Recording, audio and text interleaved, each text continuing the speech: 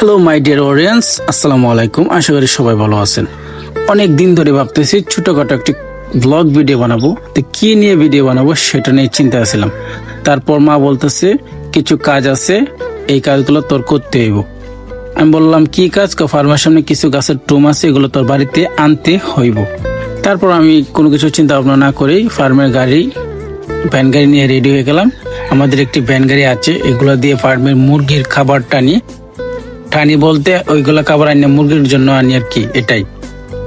তারপর ওইটা নিয়ে রেডি, আপনারা দেখতেই পাচ্ছেন। একে একে টুম কিছু ভরে নিলাম। এর আগে আমি একটি বাউলি দিয়ে নিয়েছি, এটা আমার দ্বিতীয় বাউলি। তারপর আরেকটি বাউলি হবে, সেটা হবে তৃতীয় বাউলি। তো আপনারা দেখবেন একে একে এখন সবগুলা নামিয়ে নেব। তারপর আমার আরেকটি বাউলি দেব, তৃতীয় বাউলি। তারপর আমার আরো কিছু কাজ আছে, যে আমি ফার্মের ঘরের জন্য মুরগি অনেক বড় হয়েছে, ওইগুলোর জন্য আবার খাবার আনতে যেতে হইব। তো এই জন্য আমি তাড়াহুড়া করে নামিয়ে নিতেছি, অনেক কষ্ট হচ্ছে। তারপর ওইগুলো তাড়াতাড়ি করে নিতেছি।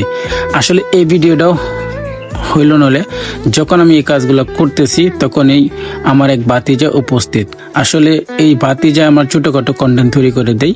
সে আসলো, তারপর বলল কাকা চলো একটা ভিডিও করি। আমি তাকে বললাম যে ভিডিও করতে হইব না। তারপর সে জোরাজুরি করতেছে যে কাকা চলো একটা ভিডিও করি। আমি কই আচ্ছা ঠিক আছে। তারপর তার হাতে ক্যামেরা দিলাম, সে একটি ভিডিও করে নিল এভাবে ছোটখাটো করে। তারপর এগুলোকে আমি এখন মেক করে আপনাদের মাঝে উপস্থাপন করলাম। কেমন হলো এটা কিন্তু অবশ্যই জানাবেন। তারপর আমি আবার দেখলেন যে গাড়িটা ঘুরিয়ে নিলাম, একে একে আবার এগুলো তুলবো। অনেক কষ্ট হচ্ছে, অনেক রোদ্র হচ্ছে, আপনারা হয়তো বুঝতে পারতেছেন না ক্যামেরার মধ্যে। তারপর আমি বলতেছি, আপনারা বোঝার চেষ্টা করবেন। তারপর এগুলো আমি সবগুলা ভরে নিলাম, আপনারা দেখতেই পাচ্ছেন।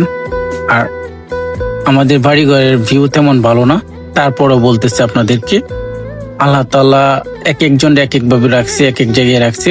সেই জায়গা থেকে আলহামদুলিল্লাহ অনেক ভালো আছি, অনেক সুখে আছি। তো দেখলেন যে এগুলো সবগুলো ভরে নিলাম। তারপর এগুলা বাড়িতে নেওয়ার জন্য প্রস্তুত। পিছনে আমার ছোট্ট দুইটি ভাই গাড়িটা ধাক্কা দিল, আপনারা দেখতেই পাচ্ছেন।